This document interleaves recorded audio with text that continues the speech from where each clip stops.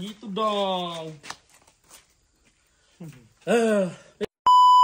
Alright, percubaan keempat. Kita try buka balik. Masukkan yang ni dulu. Bismillah. Dua. Okey. Kita masukkan yang ni dulu. Lepas tu baru masukkan yang ni.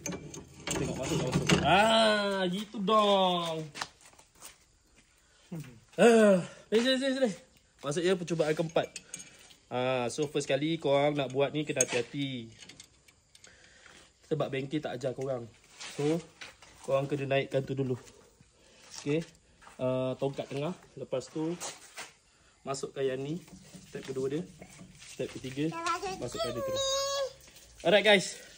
So kalau korang minat video-video aku nak masuk ke kebun, kita buat aktiviti dalam kebun, tengok sawit ke, tengok apa buah segala ada semua benda lah dalam tu, korang boleh follow aku. InsyaAllah pada yang merindui suasana kampung. Let's go. Kita nak on dulu. Bismillah.